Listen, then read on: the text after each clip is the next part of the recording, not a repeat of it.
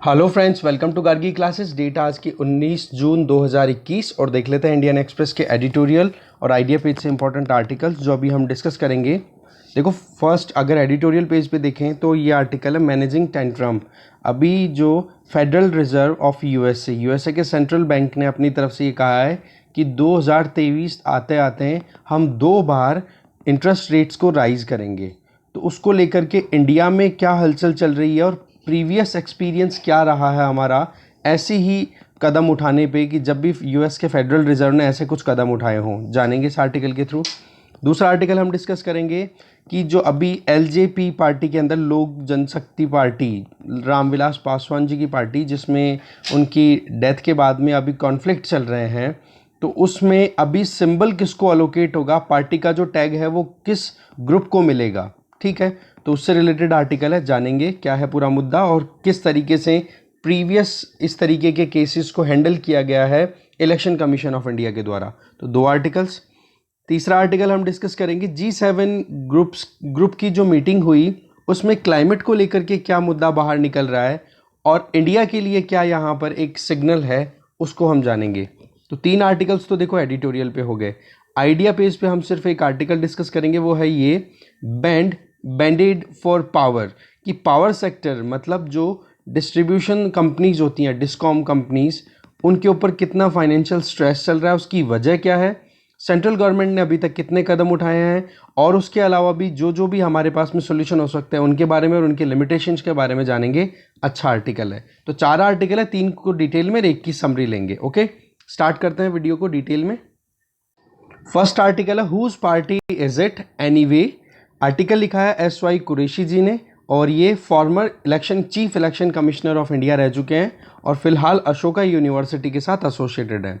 देखो, अभी हम देख रहे हैं, न्यूज़ भी बहुत सारी आ रही है कि लोक जनशक्ति पार्टी में एक ड्रामेटिक डेवलपमेंट हो रहा है जिसमें आप देखोगे कॉन्फ्लिक्ट्स आ रहे हैं और 2 धड़ों में वो पार्टी डिवाइड हो चुकी है। तो ऐसे में अब सवाल ये है कि इलेक्शन कमीशन ऑफ इंडिया इस तरीके के डिस्प्यूट को कैसे सेटल करेगा, वो चीज़ जाननी है। अगर इलेक्शन कमीशन की बात करें तो यहाँ पर एक सुओ मोटो कॉग्निजेंस तो देखो इलेक्शन कमीशन ऑफ इंडिया नहीं लेता। वजह क्या है कि ये पार्टी पॉलिटिक्स है। पार्टी में आपको पता है कि आज अगर 2 धड़ों के बीच में लड़ाई है तो कल दोनों साथ में आके भी बैठ सकते हैं। तो ऐसे में इलेक्शन कमीशन ऑफ इंडिया वहाँ पर बिल्कुल भी अपने इंटरफेरेंस खुद चला के नहीं करेगा। सुओ मोटो का मतलब ये हो गया। तो ऐसे में अब पार्टी का कोई सा भी एक ग्रुप, एक तरफ तो तेजस्वी यादव है और दूसरी तरफ उनके चाचा है, समथिंग ऐसा कुछ कॉन्फ्लिक्ट है। तो ऐसे में एक धड़ा, अगर एक ग्रुप उस कॉन्फ्लिक्ट में जो राइवल्स हैं दोनों, कि हाँ भाई एलजेपी का टैग किसको मिलेगा, पार्टी का नाम किसको मिलेगा, तो उनमें से कोई भी एक ग्रुप आकर के इलेक्शन कमीशन ऑफ इंडिया को जैसे अप्रोच करेगा, उसके बाद में फिर इलेक्शन कमीशन ऑफ इंडिया जो है वो section 15 of election symbol reservation and allotment order 1968 के तहत अपनी प्रोसीडिंग्स को आगे करेगा। फिर उसके बाद में ये देखा जाएगा कि किस पर्टिकुलर ग्रुप को उस पार्टी के सारे राइट्स दिए जाएंगे। देखो, ये जो सेक्शन 15 है ये बहुत इंपॉर्टेंट है इस सिंबल ऑर्डर का। इसमें सीधा सीधा ये कहा गया है कि इलेक्शन कमीशन ऑफ इंडिया को जब भी संतुष्टि होगी, मतलब जो भी डेटा उनके पास में, फैक्ट्स उनके सामने रखे जाएंगे दोनों धड़ों के द्वारा, तो उसमें ये चेक किया जाएगा कि किसके पास में ज़्यादा वेटेज है, किसको ज़्यादा प्रेफरेंस देने की ज़रूरत है। तो ऐसे में इलेक्शन कमीशन ऑफ इंडिया के पास में ये पावर दी हुई है इस ऑर्डर के बेसिस पे। तो जो राइवल सेक्शंस हैं या ग्रुप्स हैं वो उस पर्टिकुलर रिकॉग्नाइज्ड पार्टी के लिए आएंगे और भाई अपने फैक्ट्स अवेल कराएंगे, जो भी अवेलेबल फैक्ट्स हैं या सर्कमस्टांसेस हैं कि जिसके बेसिस पे वो क्लेम कर रहे हैं कि एक ग्रुप है ए, दूसरा ग्रुप है बी। तो वो क्लेम जो कुछ भी कर रहे हैं उनके पास में कुछ ना कुछ एविडेंसेस तो होंगे ही ना कि हाँ हम इस बेसिस पे पार्टी को क्लेम कर रहे हैं कि दूसरे धड़े को पार्टी का कुछ भी नहीं मिलना चाहिए, केवल हमें मिलना चाहिए। तो वो एविडेंसेस, वो फैक्ट्स, वो सर्कमस्टांसेस सारी मानी जाएगी। फिर उसके बाद में election commission of India decide करेगा कि उन दोनों में से किस राइवल ग्रुप को वो पॉलिटिकल पार्टी हैंडओवर की जाएगी या फिर दोनों में से किसी को ही नहीं की जाएगी। क्योंकि हो सकता है कि ये केवल एक दिखावा चल रहा हो और कोई तीसरा ही ग्रुप या फिर इनके बीच में कोई एक, कहते हैं ना कि सॉलिड गैप नहीं हो कहीं ना कहीं। तो इलेक्शन कमीशन ऑफ इंडिया दोनों में से किसी एक को भी रिकॉग्नाइज पॉलिटिकल पार्टी के जो पावर्स हैं, वो अथॉरिटी है, वो सारी की सारी हैंड ओवर कर सकता है, जिसमें सिंबल हो गया, नाम हो गया, ये सारी चीज़ें। ठीक है, ये सिंबल ऑर्डर की बेसिस पे ये जो 1968 का है, या फिर दोनों को मना भी कर सकता है, तो ये परिस्थिति होगी। इसके अलावा इलेक्शन कमीशन ऑफ इंडिया ये भी चेक करेगा कि दोनों जो सेक्शंस हैं, वो जो दोनों फैक्शन हैं, वो कितनी अपने हाथ में मेजॉरिटी रखते हैं। कहने का मतलब जो फैक्ट्स और सर्कमस्टांसेस है उनके बेसिस पे इलेक्शन कमीशन ऑफ इंडिया को अभी भी मतलब एक संतुष्टिजनक जवाब खुद से तैयार नहीं कर पा रहे हैं।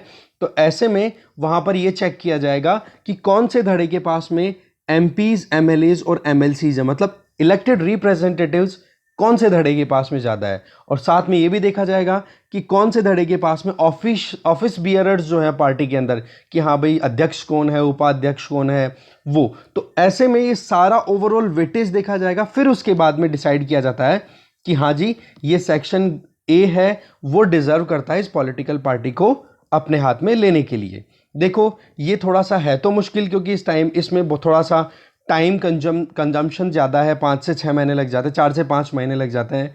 पर इस जेन्युइननेस कि हाँ वाकई में एक प्योर प्रोसेस है, उसके लिए थोड़ा सा टाइम लगाना हो भी जाता है। अब बात यह आ जाती है कि पॉलिटिकल पार्टीज़ का स्प्लिट होना, क्या ये एक नया फिनोमेना है इंडिया में? जी ऐसा बिल्कुल भी नहीं है। इसके पहले बड़ी बड़ी पार्टीज़ में भी कॉन्फ्लिक्ट आए हुए हैं, जिसका सबसे इम्पोर्टेंट जो केस अगर देखोगे तो इंडियन नेशनल कांग्रेस में भी स्प्लिट एक बार हुआ था, जो कि 1969 में हुआ था। और रिजल्ट ये रहा कि कांग्रेस के दो धड़े बन गए, एक तो कांग्रेस ओ और एक हो गई थी कांग्रेस आई। फिर उसके बाद में कांग्रेस में एक और स्प्लिट होता है 1978 में। उस टाइम पे कांग्रेस आई मतलब कांग्रेस इंदिरा और कांग्रेस तिवारी, दो धड़ों में डिवाइड हो जाती है कांग्रेस। ऐसे ही तमिलनाडु में भी AIADMK पार्टी जो है उसमें भी स्प्लिट हुआ था 1980 में, जिसमें MGR की वाइफ जानकी ने एक धड़े को लीड किया था, एक ग्रुप को लीड किया था, और दूसरी तरफ जयललिता ने दूसरे ग्रुप को लीड किया था। ऐसे ही जनता दल के में भी स्प्लिट हुआ था। रिजल्ट ये रहा कि JDU और JDS करके दो पार्टीज बन जाती हैं। फिर 2012 में आप देखोगे उत्तराखंड में भी सेम प्रोसेस हुआ कि उत्तराखंड क्रांति दल में भी स्प्लिट हुआ। और 2017 में जब इलेक्शन थे, जब ये योगी आदित्यनाथ जी उस टाइम पे चीफ मिनिस्टर बने थे, उस इलेक्शन से जस्ट पहले समाजवादी पार्टी में भी स्प्लिट हुआ था। वो तो बहुत ज़्यादा हाईलाइटेड हुआ था। ठीक है, तो ऐसी परिस्थितियों में स्प्लिट कोई पहली बार नहीं है, ऐसा बार बार हुआ है। पर हर बार इलेक्शन कमीशन ऑफ इंडिया ने अपनी तरफ से पूरे एफर्ट्स डाल के और मैटर को बहुत सही तरीके से सॉर्ट आउट किया है। और उस मैटर को सॉर्ट आउट करने का तरीका, जैसा हमने पहले ही प्रोसेस पूरा डिटेल आउट कर लिया, डिटेल में डिस्कस कर लिया, सेम वो का वो देखा जाएगा। हर ग्रुप जो क्लेम कर रहा है उसकी स्ट्रेंथ को चेक किया जाएगा। फिर इलेक्शन कमीशन ऑफ इंडिया जो है वो डिटरमाइन करेगा कि हाँ वाकई में किसकी तरफ फेवर ज़्यादा है। अगर मान लो कि जो नॉर्मल प्रोसीजर है फैक्ट्स और इनके बेसिस पे काम नहीं हो रहा, तो MP और MLAs की काउंटिंग होगी कि भाई किस तरफ ज़्यादा मेजॉरिटी है। ओके, तो ऐसे में आप देख सकते हो कि केस की बात करें, बहुत सारे केसेस की बात करें, तो उनमें से कुछ केसेस सुप्रीम कोर्ट तक भी पहुंच गए हैं। और इसमें 1969 का जो इंडियन नेशनल कांग्रेस का स्प्लिट हुआ था कांग्रेस O और कांग्रेस I में, तो सुप्रीम कोर्ट ने इलेक्शन कमीशन ऑफ इंडिया का जो अपना ये टेस्ट था ना मेजॉरिटी वाला, है ना, जिसमें ऑर्डर 1968 के जो सिंबल ऑर्डर्स हैं, जिसके तहत ये डिसाइड किया गया था कि हाँ जी किसको INC की एक तरीके से लेगेसी मिलेगी, तो उस चीज़ को लेकर के सुप्रीम कोर्ट में अपील की गई थी। और सुप्रीम कोर्ट ने इस पर्टिकुलर ऑर्डर को वैलिडेट किया था, जिसको हम क्या बोल रहे हैं, election symbols reservation and allotment order 1968। और इससे संबंधित जो केस है उस केस का नाम है Sadiq Ali versus election commission of India 1972। इसमें इलेक्शन कमीशन ऑफ इंडिया की इस ऑर्डर को, अब ये ऑर्डर है कोई एक्ट नहीं है, अब ऑर्डर है इसका मतलब ये हो गया ये एक एग्जीक्यूटिव लॉज है, मतलब सरकार के द्वारा बनाया हुआ कानून था ये। तो इसको एपेक्स कोर्ट ने अपहेल्ड किया कि कॉन्स्टिट्यूशनली बिल्कुल वैलिड तरीका है ये इससे बढ़िया और तरीका कोई हो नहीं सकता। तो ऐसे में आप देखोगे कि इस ऑर्डर को अपहेल्ड किया गया था सुप्रीम कोर्ट के द्वारा सादिक अली केस में 1972 में। तो पॉइंट ये आ जाता है कि यहाँ पर जो है वो एक तरीके से 1968 में जो ये ऑर्डर आया था इसको एकदम स्मूथली यूज़ किया गया।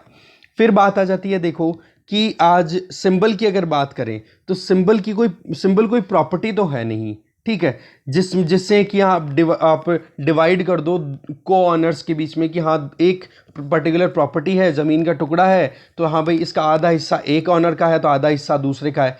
एक सिंबल तो एक आप देख सकते हो कि एक ही हो सकता है, ठीक है, तो ऐसे में वहाँ पर डिवीज़न करना पॉसिबल नहीं है।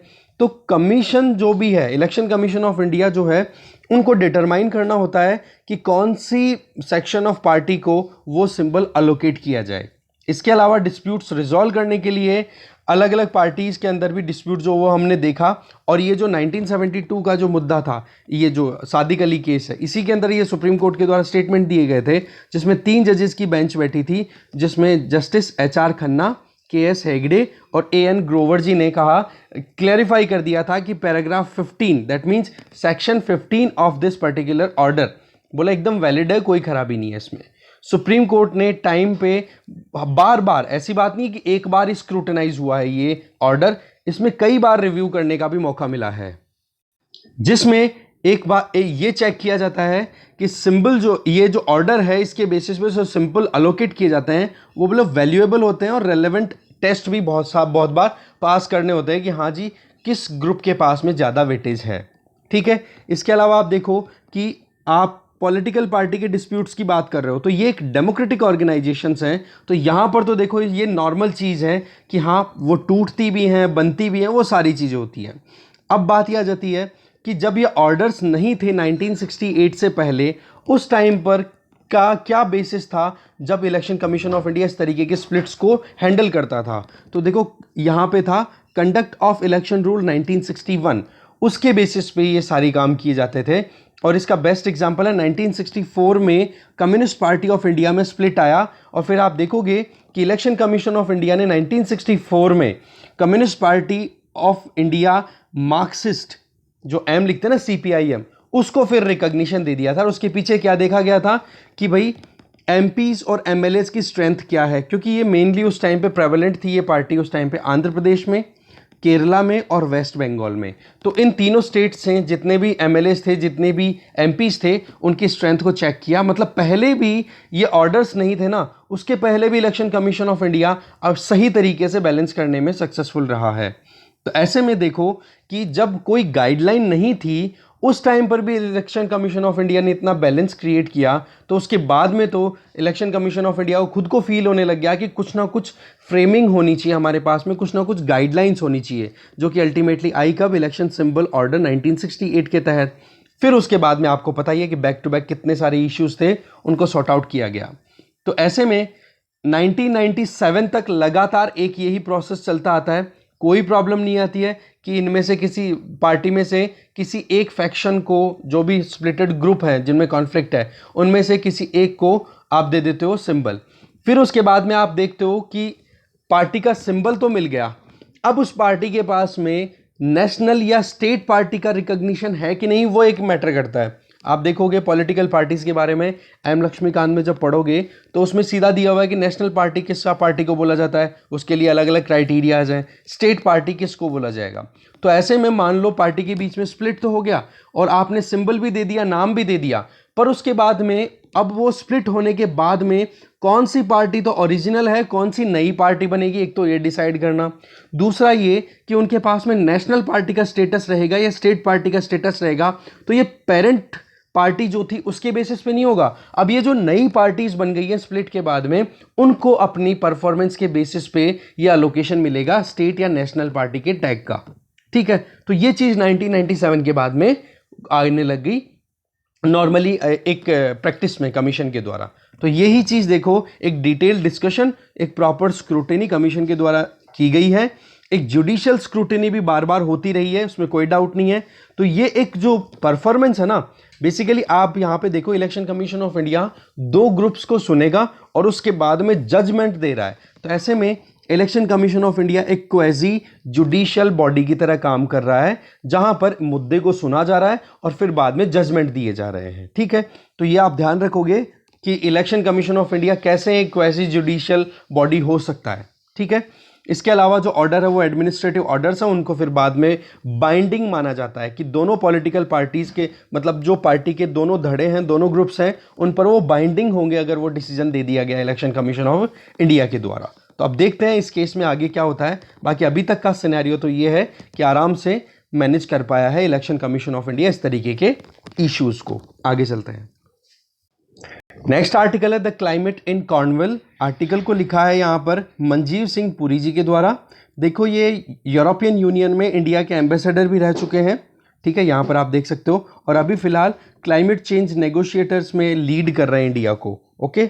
और साथ में डिस्टिंग्विश्ड फेलो भी हैं टेरी में, तो और इनके व्यूज़ हैं वो पर्सनल हैं। अब देखते हैं क्या इन्होंने अपनी तरफ से ओपिनियन दिए हैं यहाँ पे। देखो G7 मीटिंग हुई अभी रिसेंटली कॉर्नवेल इंग्लैंड में, ठीक है, यूके में भी, अगर ओवरऑल हॉलिस्टिक टर्म अगर यूज़ करें यहाँ पे, तो कॉमन पर्पस क्या था कि सारी की सारी जो रिचेस्ट डेमोक्रेसीज हैं उनको एक साथ लाया जाए और साथ में काम किया जाए कि कैसे भी करके अभी जो गैप्स थे उनको कवर अप करें। तो इन सारे जितने भी मैटर्स थे इनके सामने, जैसे चाइना का मुद्दा भी हमने देखा, या फिर दूसरे जो मुद्दे थे जैसे डिजिटल जाइंट कंपनीज पे ग्लोबल टैक्सेशन, मिनिमम टैक्सेशन की बात भी हमने की, तो उनमें से एक था क्लाइमेट चेंज को लेकर के बातचीत करना। जो बाइडेन एक तरीके से अभी एक लीडर के तौर पे आए हैं कि कैसे भी करके G7 कंट्रीज़ के बीच में स्प्लिट था या गैप हो रहा है उसको ख़त्म किया जाए। लीडरशिप के तहत उन्होंने डिसाइड किया कि हम आगे बढ़ेंगे। अब G7 कंट्रीज़ की अगर बात करें तो अभी तक जितना भी ग्रीन हाउस गैसेस का एमिशन हुआ है ना ओवर द टाइम, उसका 60% एमिशन तो इन बड़े कंट्रीज़ ने किया है जो कि सो कॉल्ड G7 कंट्रीज़ हैं। और अगर करंट सिनेरियो की बात भी करें तो लगभग 25% जो ग्रीन हाउस गैस एमिशन है वो ये 7 कंट्रीज़ में से ही आपको मिल जाएगा। और पर कैपिटा टर्म्स की पॉइंट ऑफ व्यू से देखें तो हाईएस्ट, मतलब आप कहोगे कि हाईएस्ट एमिटर्स हैं ये सातों के सातों कंट्रीज़। तो हर तरीके से इनकी रिस्पॉन्सिबिलिटी बहुत ज़्यादा बन जाती है कि इनको अब क्लाइमेट चेंज को रोकने के लिए ज़्यादा से ज़्यादा कदम उठाने चाहिए। अगर कॉर्नवेल समिट के आउटकम्स की बात करें, यहाँ बातचीत हुई उससे, तो सबको इक्वल एफर्ट लगाने थे। इसके पहले अगर हम पेरिस क्लाइमेट चेंज या उसके प्रीवियस जितने भी कमिटमेंट्स हुए हैं जिसमें क्या बोला गया है, common and differentiated responsibility CDR, इसमें क्या होगा कि हाँ जी आपको करना तो टारगेट तो सबको एक ही है कि हमें कैसे भी करके क्लाइमेट चेंज को रोकना है, ठीक है, उसमें आपने टारगेट भी फिक्स किए, बट डिफरेंशिएटेड रिस्पॉन्सिबिलिटी कि हिस्टोरिकली किसने कितना ज़्यादा पोल्यूशन किया है उसकी उतनी ही ज़्यादा जिम्मेदारी होगी। तो ये चीज़ यहाँ पे दिखाई गई थी। अब आप देखोगे डेवलप्ड कंट्रीज़ और डेवलपिंग कंट्री लाइक इंडिया ये सब साथ मिलकर के काम करें, इसके लिए ये कॉन्सेप्ट हमने बहुत बार पढ़ा। आप एनवायरनमेंट में पढ़ते भी हो, शंकर IAS में, या कोई भी बुक आप प्रेफर करते हो, या फिर आप विजन IAS की या कोई भी मैगजीन प्रेफर करते हो, तो आप देखो वहाँ पर कि डिफ्रेंशिएशन जो है उसके अंदर आप देख रहे हो कि रिस्पॉन्सिबिलिटीज़ को आप डिवाइड कर रहे हो बेसिस पे किसके, कि हाँ किसने कितना ज़्यादा इंडस्ट्रियलाइजेशन कर रखा है ऑलरेडी। अब आप देखोगे डिफरेंशिएशन में एक नया कॉन्सेप्ट, एक नई एक फील्ड समझ में आती है कि यहाँ पर अब कंट्रीज कौन कौन से इंडस्ट्रियलाइजेशन की तरफ बढ़ रहे हैं उनकी जिम्मेदारी भी अब फिक्स करने की कोशिश की गई G7 के द्वारा। मतलब ये हो गया कि G7 में जो ये इतने ज़्यादा एमिशन करने वाले कंट्रीज़ हैं, चाहे हम हिस्टोरिकली देखें या करंट सिनेरियो में देखें या per capita point of view से देखें, इन तीनों केसेस में ये सातों के सातों कंट्री इतने ज़्यादा एमिशन करते हैं ग्रीन हाउस गैसेस का, उसके बावजूद इन्होंने अभी जो नया एक स्टैंड लिया है वो ये कि कॉमन एंड डिफरेंशिएटेड रिस्पॉन्सिबिलिटीज़ में अब इंडस्ट्रियलाइज्ड कंट्रीज़ को भी हम लेंगे। तो ऐसे में तो इंडिया या फिर साउथ अफ्रीका, ब्राज़ील, ये डेवलपिंग कंट्रीज़ हैं जो कहीं ना कहीं अभी भी स्ट्रगल कर रही हैं, तो इनके ऊपर भी उतनी ही जिम्मेदारी डालने की कोशिश की जा रही है। तो पॉइंट क्या हो गया कि भाई अब G7 का मुद्दा ना बन करके ये बन गया है G20 का, जिसमें अब इटली में अक्टूबर में मीटिंग होगी G20 की, जिसमें चाइना, इंडिया, रशिया और ब्राज़ील ये इकोनॉमीज और पार्टिसिपेट करेंगी वहाँ पे। वो बात ठीक है कि इंडिया को G7 का अलाई माना जाता है क्योंकि एक डेमोक्रेटिक कंट्री है इंडिया, तो ऐसे में मीटिंग में पार्टिसिपेट किया भी है हमारे प्राइम मिनिस्टर ने। बट आप यहाँ पे स्विच गियर, मतलब आप देखो चेंज होते हुए देखो। G7 की अगर बात करें तो इन्होंने एक जो कमिटमेंट लिया है वो ये कि हम collectively net zero green house gas emission की तरफ चलेंगे 2050 आते आते। और इसमें क्या स्टेटमेंट है, सभी कंट्री, ऑल कंट्रीज, और पर्टिकुलरली कौन, मेजर एमिटिंग इकोनॉमीज की बात करें तो ऐसे में आप देखो सभी कंट्रीज की रिस्पॉन्सिबिलिटी दी, चलो सबको साथ में काम करना है, पर मेजर एमिटिंग इकोनॉमीज अब पर कैपिटा के पॉइंट ऑफ व्यू से देखो इंडिया का इतना ज़्यादा स्कोप नहीं है एमिशन में, पर अगर यूरोपियन यूनियन, यूएसए और चाइना के बाद में अगर सबसे बड़ा एमिटर देखोगे तो इंडिया ही है, पर कैपिटा में हम इतना ज़्यादा आगे नहीं है। तो ऐसी परिस्थितियों में कहीं ना कहीं हमारे ऊपर थोड़ा सा और प्रेशर बनता हुआ दिखाई दे रहा है। इसके अलावा G7 मीटिंग में एक चीज़ हो रही जो कि हमेशा से है, that is official development assistance, कि हाँ फॉरेन कंट्रीज जो कि रिच कंट्रीज हैं वो डेवलपिंग या पुअर कंट्रीज को असिस्टेंस प्रोवाइड करेंगे। ये जो कॉन्सेप्ट है ना ओडीए का, ऑफिशियल डेवलपमेंट असिस्टेंस का, ये देखो 1969 में शुरू हुआ था। ओईसीडी ग्रुप के अंदर एक कमिटी है जिसका नाम है डेवलपमेंट असिस्टेंस कमिटी। उन्होंने ये कॉन्सेप्ट लिया था कि फॉरेन एड प्रोवाइड की जाएगी रिच कंट्रीज के द्वारा पुअर कंट्रीज को, जो कि अभी भी हम इसकी गोली लेते आ रहे हैं, बताऊंगा मैं आगे कैसे।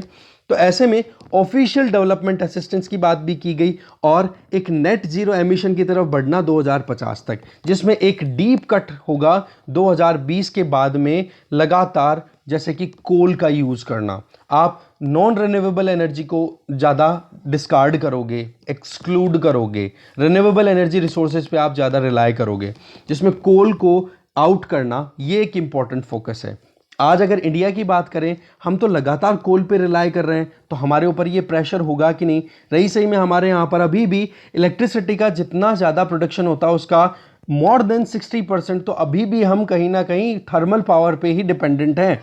तो ऐसी परिस्थितियों में हमारे लिए मुश्किलें बन जाती हैं। दूसरी तरफ जो G7 कंट्रीज़ हैं, ये बड़ी रिच कंट्रीज़ हैं, इन्होंने जो रिस्पॉन्सिबिलिटी ली हुई है ओडीएफ के बेसिस पे कि हाँ जी, ओडीए के बेसिस पे कि हाँ जी हम ऑफिशियल डेवलपमेंट असिस्टेंस प्रोवाइड करेंगे, वो कमिटमेंट भी ये पूरा नहीं करते हैं। तो ऐसे में आप अगर इंडिया जैसे डेवलपिंग कंट्री के ऊपर दबाव बनाओ कि हाँ जी आपको इन्वेस्ट करना पड़ेगा रिन्यूएबल एनर्जी में, या फिर आपको इस तरीके से फाइनेंस करना होगा जिससे कि आप कम से कम एमिशन करो, इस तरीके की टेक्नोलॉजीज डेवलप करो, तो ये चीज़ें कहीं ना कहीं इंडिया की तरफ बराबर दबाव बढ़ाने की फील होती है। अगर फिनेंस और टेक्नोलॉजी की बात करें, देखो ये की एलिमेंट्स हैं, तब जाकर के हम ये क्लाइमेट चेंज को करेक्ट कर पाएंगे। पर आप देखो ये की एरियाज है जहां पर इंडस्ट्रियलाइज वेस्ट जो है वो लगातार आगे बढ़ना चाहिए। कहने का मतलब इनके पास में पैसे की कमी भी नहीं है, तो इनके पास में इंडस्ट्रियलाइजेशन भी बहुत है, टेक्नोलॉजी भी इनके पास में है, तो क्यों ना फिर ये लोग हेल्प करें। देखो G7 कंट्रीज जो हैं इन्होंने पहले ही कलेक्टिव डेवलपमेंट के लिए अपने कमिटमेंट दे रखे हैं कि हम हर साल $100 बिलियन की हेल्प प्रोवाइड करेंगे जो भी डेवलपिंग या फिर पुअर कंट्रीज हैं उनको। और ये 2009 से चलता आ रहा है अभी तक कमिटमेंट, और अभी तक आप देखोगे कि कितना पैसा दिया है, सिर्फ $2 बिलियन इस पर्टिकुलर कमिटमेंट के अंडर में।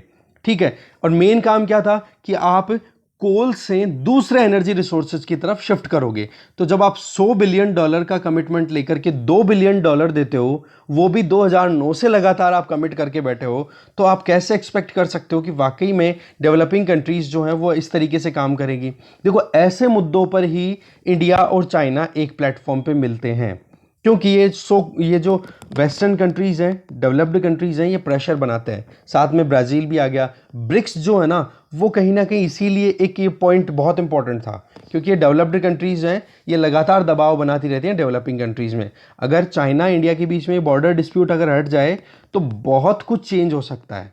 ये एक अपने आप में बहुत बड़ी अपॉर्चुनिटी है, एक स्कोप है, पर वही बात अब कब ये सॉर्ट आउट होगा कुछ पता नहीं, क्योंकि अभी तक तो 74 ईयर्स हो गए हमें इंडिपेंडेंट हुए। 1962 के वॉर को भी बहुत सारा टाइम हो चुका है, उसके बावजूद अभी कोई आउटकम नहीं है। खैर आगे देखते हैं। तो मेजर इकोनॉमीज़ हैं, इन्होंने अपने कमिटमेंट पे काम करना था। साथ में जो पॉल्यूटिंग एनर्जी उससे शिफ्ट करने में पुअर और डेवलपिंग कंट्रीज़ को हेल्प करनी थी, टेक्नोलॉजी ट्रांसफ़र करना था, इंफ्रास्ट्रक्चर को डेवलपमेंट कराने में हेल्प प्रोवाइड करनी थी, जिससे कि ग्रीन ट्रांजिशन हो और क्लीन एनर्जी पर डिपेंडेंसी बढ़ाई जा सके। तो आप देखो कि इंडिया ने जो है, इंडिया एक लीडिंग स्टेक होल्डर है अगर G20 कंट्रीज़ की बात करें। ठीक है, वर्ल्ड की 20 बड़ी इकोनॉमीज़ का ग्रुप, जिसमें इंडिया क्लाइमेट एक्शन पे काम करने वाला। पेरिस क्लाइमेट चेंज एग्रीमेंट हुआ 2015 में, उसमें कुछ एक कंट्रीज़ में से एक है G20 में से जिन्होंने अपने कमिटमेंट्स को पहले ही पूरा कर दिया है। इवन हमारे यहाँ पर तो हमारी सरकार ने एम्बिशियस टारगेट्स भी फिक्स कर दिए कि हम 2030 आते आते 450 गीगावाट तक रिन्यूएबल एनर्जी प्रोडक्शन कैपेसिटी तैयार कर लेंगे, जिसमें सोलर एनर्जी भी होगी, विंड एनर्जी भी होगी, हाइब्रिड एनर्जी का कॉन्सेप्ट भी होगा। तो ओवरऑल हम हमारी तरफ से पूरी कोशिशें कर रहे हैं और अच्छे परफॉर्मर भी है। पर दूसरी तरफ अगर देखें तो G7 के समिट से क्या निकल के आता है कि इंडिया को एक अलाई की तरह तो देखा जा रहा है, क्योंकि इंडिया एक डेमोक्रेसी है, वर्ल्ड की लार्जेस्ट डेमोक्रेसी है। दूसरी तरफ हमारे प्राइम मिनिस्टर नरेंद्र मोदी जी को champion of the environment award भी दिया गया है, जो कि UNEP, United Nation Environment Programme के द्वारा दिया गया था।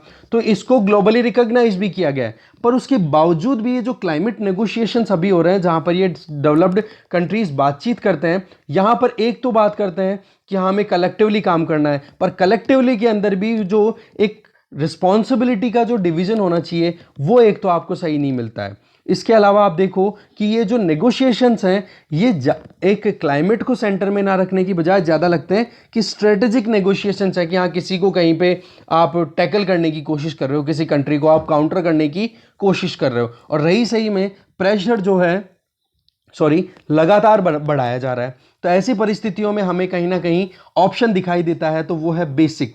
अभी तक इंडिया, चाइना, ब्राज़ील और साउथ अफ्रीका, ये चारों कंट्रीज़ ने मिलकर अपने आप को बहुत अच्छे से असर्ट किया है इस प्रेशर के अगेंस्ट में।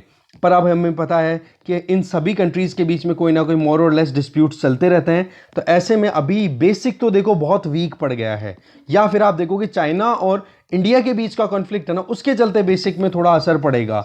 बट अगर हमें वाकई में हमारी खुद के इंटरेस्ट को प्रोटेक्ट करना है, क्लाइमेट चेंज को अगर हमें कर्ब करना है, तो देखो बेसिक के अलावा उन सभी कंट्रीज, बेसिक पर भी अगर हम ध्यान नहीं दें, तो उन सभी डेवलपिंग कंट्रीज या डेवलपिंग इकोनॉमीज के साथ में हमें साथ में काम करने की जरूरत है, जो कि ग्रीन पर फोकस करे। ग्रीन का मतलब होता है growth with renewable energy, entrepreneurship and nature. इस पे हमें काम करने की जरूरत है।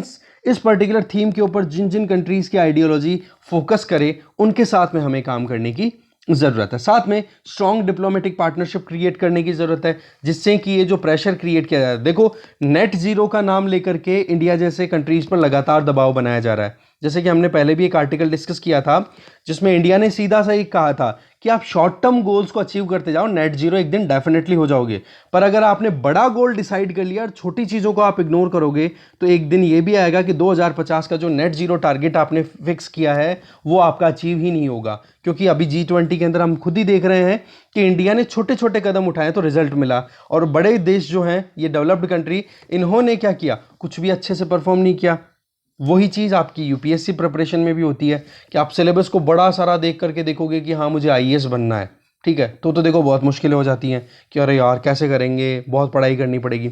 उसकी बजाय आप छोटे छोटे टारगेट्स बनाओ कि हाँ मुझे दिन में इतना करना है, हफ्ते में इतना करना है, महीने में इतना करना है, फिर 1 से 1.5 साल की तैयारी में आप क्रैक कर सकते हो एग्ज़ाम को। तो पॉइंट यहाँ पर ये आ जाता है कि आपको शॉर्ट टर्म गोल्स पे भी फोकस करने की ज़रूरत है बजाय कि बड़े, और उन चीज़ों के लिए हमें लाइक माइंडेड कंट्रीज़ के साथ में एक कोलिशन क्रिएट करने की जरूरत है। नहीं तो क्या है, अगर एक कंट्रीज, डेवलपिंग कंट्रीज अलग अलग सेपरेट रहे, तो उन पर प्रेशर ज़्यादा बना पाएंगे ये G7 कंट्रीज। तो ये एक अलर्ट, एक कैविएट है हमारे लिए, एक सिग्नल है। ओके, आगे चलते हैं। नेक्स्ट आर्टिकल है बैंडेड फॉर पावर। बैंडेड आप जानते हो, चोट लग जाती है तो थोड़ा सा आप वहाँ पर घाव को खून बहने से रोकने के लिए लगाते हैं। तो आर्टिकल को लिखा है ईशान बख्शी जी के द्वारा। ज़्यादा राइटर के बारे में डिटेल नहीं दी हुई है, ये इनकी केवल ईमेल आईडी दी हुई है, कोई भी क्वेश्चन आप करना चाहो तो कर सकते हो। ये बोलना चाह रहे हैं कि मार्च एंड आते आते हैं, अभी जो डिस्ट्रीब्यूशन कंपनीज़ हैं, या जिनको हम शॉर्ट में डिस्कॉम बोलेंगे आगे, उन कंपनीज़ का जितना भी डेट है या उनके जो ड्यूज़ हैं, उसमें डिक्लाइन देखने को मिला है। तो ऐसे में एक तरीके से देखा जाए तो ये अच्छा साइन है कि वाकई में कर्जा है वो लोड कम हो रहा है इन डिस्कॉम कंपनीज़ पे। पर हम एक गलती कर देंगे अगर इस चीज़ को हम पॉजिटिव लेकर के चलेंगे कि आज की अगर एक्चुअल फाइनेंशियल पोजीशन देखें, तो उसको हमें अभी और ज़्यादा करेक्ट करने की ज़रूरत है। देखो पिछले साल की अगर बात करें, तो डिस्कॉम्स के ऊपर कर्जा जितना था, उसको हल्का करने के लिए सेंट्रल गवर्नमेंट ने देखो अपनी तरफ से लिक्विडिटी फैसिलिटी अवेल कराई थी कि आपको हम पैसे अरेंज करा रहे हैं, आप इससे अपने ड्यूज तो क्लियर करो।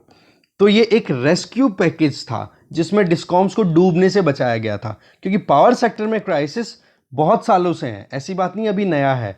पर ये क्राइसिस के पीछे जो सबसे एक मुद्दा जो आता ना, उनको बोला था AT&C लॉसेज। इसका मतलब होता है aggregate technical and commercial losses, कि आप यूज़ कर रहे हो, इलेक्ट्रिसिटी प्रोड्यूस करते हो, फिर उसके बाद में डिस्ट्रीब्यूट करते हो, ट्रांसमिट करते हो, तो इन सारे प्रोसेस में एक तो लॉसेस का होना, दूसरा लॉस हो गया कि आपने कॉमर्शियल लॉसेस, कि कहीं पे मीटर इंस्टॉल नहीं है तो कहीं पे लोग जो हैं वो तारों पे से चोरी कर रहे हैं इलेक्ट्रिसिटी, या फिर मीटर्स भी इंस्टॉल्ड हैं तो एक सेग्रीगेशन प्रॉपर नहीं होता, तो अकाउंटिंग मैनेज नहीं हो पा रही है। तो ऐसी परिस्थितियों में ये जो लॉसेज है ना, AT&C, that means aggregate technical and commercial losses, बोले इनके चलते बहुत ज़्यादा परेशानी हो रही है। आज अगर देखें डिस्कॉम्स के ऊपर बहुत ज़्यादा एक तरीके से प्रेशर है, उनके ऊपर जो ऑब्लिगेशन है उनको मीट आउट ही नहीं कर पा रहे हैं वो, उनका जो कर्जा है, उनका जो रूटीन खर्चा है, उसमें भी गैप्स आ रहे हैं, लगातार वो डिक्लाइन करता चला जाता है। अभी भी अगर सिचुएशन देखें, सरकार का सपोर्ट देने के बावजूद भी नहीं सही तरीके से परफॉर्म कर पा रहे हैं। और रही सही में पिछले साल तो चलो सरकार ने अपनी तरफ से हेल्प प्रोवाइड कर दी, बट अब की बार तो सरकार के पास में पैसा भी नहीं है, तो कैसे हेल्प की जाए। देखो, उदय स्कीम शुरू की गई थी 2015 में नवंबर में, जिसका फुल फॉर्म होता है उज्ज्वल डिस्कॉम एश्योरेंस योजना, जिसमें स्टेट गवर्नमेंट को एकदम एक तरीके साथ में लिया गया था सेंट्रल गवर्नमेंट के द्वारा, और स्टेट गवर्नमेंट को ये कहा गया था कि आप डिस्कॉम्स के लिए पैसा राइज करोगे, ठीक है, बॉन्ड रिलीज करके, सिक्योरिटी रिलीज करके, मार्केट से पैसा उठाओगे, और वो पैसा फिर आप इनके ड्यूज को फुलफिल करने में करोगे, फिर बाद में टाइम के साथ में इंटरेस्ट के साथ में आप पे कर दोगे मार्केट में। ऐसा कुछ स्कीम में ये प्रोविजन था। अब आप देखोगे उदय स्कीम को लॉन्च हुए भी आज 6 साल के लगभग हो गए, उसके बावजूद भी ये जो डिस्कॉम्स हैं इनकी परिस्थितियाँ डिटेरियोरेट हो रही हैं, और बहुत सारे पैरामीटर्स हैं जहाँ पर भी ये परिस्थितियाँ बहुत बिगड़ चुकी है, जिसमें की मेजर जो है इनकी परफॉर्मेंस का, दैट इज AT&C लॉसेज, जो मैं आपको पहले बता चुका हूं, aggregate technical and commercial losses. ये लॉसेज लगातार बढ़ते चले जा रहे हैं।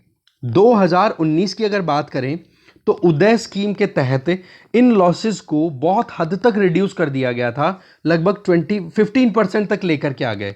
बट अगर AT&C लॉसेस की बात करें, करंट आज की सिचुएशन की बात करें, तो ये लगभग 21.7% तक हो गया है ऑल इंडिया लेवल पे। तो आप देखो कि टारगेट तो क्या किया गया था, लाया नहीं, टारगेट किया गया था कि हम AT&C लॉसेस को 15% तक लेके आ जाएंगे, जबकि रियल में है क्या सिचुएशन कि ऑल इंडिया लेवल पर AT&C लॉसेस जो हैं डिस्कॉम कंपनीज पर वो 21.7% तक है। और इसमें उत्तर प्रदेश, बिहार, झारखंड, छत्तीसगढ़, लो इनकम जो नॉर्थ एंड सेंट्रल ईस्टर्न जो स्टेट्स हैं उनमें तो ये बहुत ज़्यादा है, कंसीडरेबली हाई है। इसके अलावा एक और मैट्रिक होता है, that is gap between cost, कि हाँ खर्चा कितना हो रहा है सप्लाई करने में, और दूसरा रेवेन्यू, कि हाँ आपने बिल बनाया, जो भी इलेक्ट्रिसिटी बिल आता है, बिल के फिर बाद में आपने बिल भुगतान लिया, तो ऐसे में रेवेन्यू और कॉस्ट में जो डिफरेंस है वो भी बहुत बड़ा गैप है, जो कि अराउंड 0.49 रुपीज़ पर यूनिट। अब आप देखो एक यूनिट के ऊपर इतना लॉस है, कितनी इलेक्ट्रिसिटी कंज्यूम होती है। और ये जो गैप है ये हाई इनकम सदर्न स्टेट्स में ज़्यादा देखने को मिल रही है, तमिलनाडु में, आंध्र प्रदेश में, तेलंगाना में, इनमें। तो आप देखो नॉर्थ सेंट्रल ईस्टर्न जो स्टेट्स है वहाँ पर तो AT&C लॉसेस ज़्यादा हैं, और दूसरी तरफ सदर्न स्टेट्स जो डेवलप्ड हैं या एडवांस स्टेट्स हैं, हाई इनकम स्टेट्स हैं, वहाँ पर आप देखोगे तो रेवेन्यू और कॉस्ट में जो गैप है वो बहुत ज़्यादा देखने को मिल रहा है। तो इसके अलावा और भी बहुत सारे फैक्टर्स हैं। तो एक पैराडॉक्स आता है यहाँ पे, कॉन्फ्लिक्टिंग सिचुएशन बनती चली जाती है कि एक तरफ तो हम पूरे देश के अंदर इलेक्ट्रिफिकेशन फैला रहे हैं कि हाँ जी हर घर के अंदर बिजली होनी चाहिए, ठीक है। अब दूसरी तरफ आप देखो इस तरीके से जो कॉस्ट स्ट्रक्चर है या फिर जो रेवेन्यू और कॉस्ट में जो गैप है वो लगातार बढ़ता चला जा रहा है, और हमने देखा AT&C लॉसेज हैं वो लगातार बढ़ते चले जाते हैं। तो एक कॉन्फ्लिक्ट आ जाता है कि आपके पास में घाटा तो पहले से बना हुआ है, और रही सही में आप और इलेक्ट्रिसिटी को एक्सपेंड कर रहे हो, वो भी उन परिवारों को दे रहे हो जो कि लो इनकम है, लो इनकम वाले हाउस होल्ड्स हैं जहाँ पर इनकम प्रॉपर नहीं है। तो ऐसे में कनेक्शन तो वो दे रहे हैं, अब कनेक्शन देने के बाद में फिर क्या होता है जी कि आप वहाँ पर उनको रिलैक्सेशन दे देते हो, या तो वो फ्री में बिजली यूज़ करते हैं। अब इसके पीछे टारगेट सरकार का ये है कि अगर सबको ये जो इलेक्ट्रिसिटी कनेक्शन है ये मिल जाएगा तो वो बिजली की चोरी नहीं करेंगे। पर सवाल ये आ जाता है कि इस तरीके से कितना आगे तक आप सस्टेन कर पाओगे, क्या ये कंपैटिबल ऑप्शन है इन सारे लॉसेस को ध्यान में रखते हुए? तो एक ये बहुत बड़ा सवाल है अपने आप में। देखो अगर हम पूरा इस पेंडेमिक का असर भी देखें तो इसका असर इस इलेक्ट्रिसिटी डिपार्टमेंट पर भी रहा है, ये भी अछूता नहीं रहा है, क्योंकि डिमांड जो है इंडस्ट्रियल सेक्टर में या कॉमर्शियल यूजर्स में ये बहुत कम रही है। और डिमांड कम रहने के चलते क्या होता है जी, आप क्या करोगे, बिल्स नहीं आएंगे। अब बिल आप देखो, एक आपको टर्म यहाँ पर मिल रही है क्रॉस सब्सिडी। इसमें क्या होता है कि आप कुछ अमीर लोग या कुछ लोग जो बिल पे करते हैं उनसे तो आप ले लेते हो अच्छी खासी पर यूनिट रेट के हिसाब से पैसा, बिलिंग के बेसिस पे, और फिर उसके बाद में वो जो पैसा आपके पास में एडिशनल आ रहा है वो आप दे देते हो नीचे जो डाउन ट्रोडन सेक्शन है, या फिर आप जिनको सब्सिडाइज रेट पे इलेक्ट्रिसिटी बांटना चाहते हो, जैसे फार्मर्स की बात कर लो, फार्मर्स को सब्सिडी मिलती है, तो ऐसे में आपने इनसे तो पैसा इकट्ठा किया अच्छी खासी रेट पे और फिर इधर दे देते हो वो सब्सिडी के तौर पे, तो इसको बोल देते हैं क्रॉस सब्सिडी। तो बोला क्रॉस सब्सिडी भी एक अपने आप में बहुत बड़ा मुद्दा है और वो भी अभी डिक्लाइन कर गई। वजह क्या है कि डिमांड ही जब इलेक्ट्रिसिटी की कॉर्पोरेट सेक्टर में या फिर इंडस्ट्रीज में या कॉमर्शियल यूजर्स के पास में कम गई तो रेवेन्यू नहीं आई, और रेवेन्यू नहीं आई तो फिर बाद में आप कैसे अपनी जो क्रॉस सब्सिडी वाला मैटर है जिसमें कि आप हर एक हाउस होल्ड को सब्सिडाइज रेट के ऊपर इलेक्ट्रिसिटी प्रोवाइड करना चाह रहे हो, तो वो नहीं आएगा। तो ऐसे में क्या हो गया जी, डिस्कॉम्स और ज़्यादा स्ट्रेस में चले गए। अब बात करें सरकार की, तो सरकार के पास में तो खुद पहले से ही बहुत सारी परेशानियां चल रही हैं, तो सरकार क्या वाकई में बूस्ट कर पाएगी इन चीज़ों को, ये भी एक बहुत बड़ा सवाल है। आज उदय स्कीम को लॉन्च हुए 6 साल हो गए, फिर भी आप देखो डिस्ट्रीब्यूशन चेन में बहुत सारे, अगर लेवल्स की बात करें तो वहाँ पर भी इश्यूज़ हैं, जैसे कि फीडर की बात करो जिसको आप बोलते हो जीएसएस नॉर्मल, ठीक है, या फिर डिस्ट्रीब्यूशन ट्रांसफार्मर्स की बात करो, या फिर कंज्यूमर के यहाँ पर जो बिल है, मीटर है, उनके इंस्टॉलेशन की बात करो। बोले यहाँ पर भी आपको बहुत ज़्यादा प्रॉब्लम देखने को मिलेगी। अगर आप देखो कि इंडिया की टॉप मेट्रो सिटीज़ में दिल्ली और मुंबई को हम काउंट करते हैं, इन सिटीज़ में भी आप देखो कि कंज्यूमर्स को सप्लाई कौन से डिस्ट्रीब्यूशन ट्रांसफार्मर से मिल रही है यही पता नहीं पड़ता। देखो आप यहाँ पे देखोगे कि प्रोडक्शन हो गया इलेक्ट्रिसिटी का, मान लो कि थर्मल पावर प्रोडक्शन हो रहा है, हाइड्रोलिक पावर या जो आप कह सकते हो वाटर एनर्जी के बेसिस पे जो प्रोडक्शन होता है, न्यूक्लियर पावर प्रोडक्शन है, वहाँ से फिर ट्रांसमिट किया जाएगा और फिर डिस्ट्रीब्यूशन के लिए जो जीएसएस होते हैं, ठीक है, यहाँ से फिर बाद में सप्लाई की जाती है अलग अलग छोटे जीएसएस को। 33 केवी ऐसे नाम सुने होंगे आपने, 11,000, ठीक है, 11 केवी का, 33 केवी का, इस तरीके से ये फीडर्स होते हैं। और फिर वहाँ से बीच में फिर लग जाते हैं ट्रांसफार्मर्स, और वहाँ से फिर हाउस होल्ड्स को या फिर जहाँ पर भी सप्लाई देनी होती है इलेक्ट्रिसिटी की वहाँ पे। तो ये एक बहुत बड़ा नेटवर्क है, तो इसमें टेक्निकल इशू तो हम देख ही रहे हैं। कॉमर्शियल इश्यूज़ की बात करें तो उसमें मीटरिंग की प्रॉब्लम है। उसमें यहाँ पर दिल्ली और मुंबई का एग्जाम्पल दिया जा रहा है कि मुंबई और दिल्ली में भी अगर आप देखो तो डेटा लिमिटेड अवेलेबल है, कंज्यूमर्स का यही नहीं पता पड़ता कि कौन से डिस्ट्रीब्यूशन ट्रांसफार्मर से उनके पास में बिजली आ रही है। तो ऐसे में एक करेक्शन नहीं आ पा रहा है, पता ही नहीं पड़ रहा है कि कौन से कंज्यूमर के पास में बिल जो है वो किस पर्टिकुलर फीडर का, किस पर्टिकुलर डिस्ट्रीब्यूशन ट्रांसफार्मर से आ रहा है। तो यहाँ पर ज़रूरत है कि करेक्टिव एक्शंस लिए जाएं। अगर फाइनेंसिंग या अपग्रेडेशन की बात करें, इंफ्रास्ट्रक्चर को बूस्ट करने की बात करें, तो आज सेंट्रल गवर्नमेंट के पास में जो पिछली बार जो एक रेस्क्यू ऑपरेशन चलाया था ना डिस्कॉम्स के लिए, उतना स्पेस भी अवेलेबल नहीं है, क्योंकि हेल्थ सेक्टर की बात करो या हाउस होल्ड्स की जो इनकम लो हो चुकी है उनको आप इनकम सपोर्ट देने की बात करो, तो ऐसे में सरकार के पास में भी इतना ज़्यादा स्कोप बच नहीं जाता कि वो हेल्प कर सके डिस्कॉम्स को इस स्ट्रेस से बाहर निकलने के लिए। तो देखो ज़रूरत क्या आ रही है, एक पॉलिटिकल विल की, कि अभी पॉलिटिकल पार्टीज़ में जो वोट बैंक को लेकर के राजनीति चलती है उसके चलते बहुत ज़्यादा नुकसान हो रहा है एक्सचेकर को। मतलब सरकार के पास में जो पैसा है, एक हार्ड अर्नड मनी जो है, जो लोग टैक्स पे के तौर पे दिया करते हैं। तो कर्नाटका में देखो अभी टैरिफ राइज करने की बात की गई कि बोला 1 यूनिट के हिसाब से 30 पैसे को हम राइज करेंगे। उसके चलते हैं आप देखो कि सेंट्रल गवर्नमेंट में भी बीजेपी की है सरकार, और इसी तरीके से कर्नाटका में भी बीजेपी की गवर्नमेंट है। तो एक बार तो यूँ फील होता है ना कि हाँ सेम पॉलिटिकल पार्टी की वहाँ पर रूल कर रही है, तो आसानी से ये चीज़ें इंप्लीमेंट हो सकेंगी, जो भी रिफॉर्म्स लाए जा सकते हैं। पर वहाँ पर हुआ क्या, जो अपोजिशन पार्टी के लीडर्स हैं या फिर जो खुद के पार्टी के लीडर्स हैं, उन्होंने ये ऑब्जेक्ट करना शुरू कर दिया। रही सही में आप देख सकते हो कि जो फार्मर्स के ऊपर जो इलेक्ट्रिसिटी बिल बनता है उसमें आप सब्सिडी प्रोवाइड करते हो, तो उसका एनवायरमेंटल लॉस भी हमने बहुत बार डिस्कस किया है कि वाटर एक्सप्लॉइटेशन बहुत ज़्यादा होता है। पर दूसरी तरफ इधर फार्मर्स जब भी इलेक्शन आते हैं तो सरकार पे प्रेशर बनाना शुरू कर देते हैं कि हाँ जी आप हमारी सब्सिडीज़ को या फिर सॉरी आप हमारे बिल को बिल्कुल माफ़ करो, तो स्टेट गवर्नमेंट जो है वो इसके चलते माफ़ कर देती है। अब आप एक बार देखोगे ना लिस्ट्स को, शेड्यूल 7 में जो हमारे लिस्ट दी हुई है, फर्स्ट लिस्ट होगी central union list, second list हो जाती है स्टेट लिस्ट, थर्ड लिस्ट होती है कॉन्करेंट लिस्ट। तो ऐसे में इलेक्ट्रिसिटी वाला जो टॉपिक है वो आपको स्टेट लिस्ट में भी मिलेगा, मतलब सेकंड लिस्ट में भी मिलेगा, और तो आपको वहां पर वो कॉन्करेंट लिस्ट में भी देखने को मिलेगा। तो ऐसे में स्टेट का खुद का आगे बढ़ना ये तो देखो डाउट में आता है क्योंकि वो वोट बैंक में लग जाते हैं। अब सेंट्रल गवर्नमेंट कुछ करे तो वहां पर फिर बाद में वही चीज है कि इतना यहां पर इतनी ज्यादा पकड़ है नहीं, वही वोट बैंक की राजनीति। तो एक पॉलिटिकल विल की हमें यहां पर जरूरत है। देखो सजेशंस तो बहुत सारे आए हैं कि इस स्टेटस को हम कैसे चेंज कर सकते हैं, ये जो परिस्थितियां लगातार बनी आ रही हैं। तो इसके लिए एक सजेशन तो ये दिया जाता है कि भाई नेशनल पावर डिस्ट्रीब्यूशन कंपनी बना दी जाए। ये अलग अलग सेक्शंस में डिवाइडेड है ना, इसके बजाय एक ही कंपनी बना दी जाए। तो इसके ऊपर सवाल ये आ जाता है कि पहले से जो पब्लिक सेक्टर अंडरटेकिंग्स है, पीएसयूज हैं, वो इनएफिशिएंट हो रहे हैं, तो क्या एक वायबल ऑप्शन है?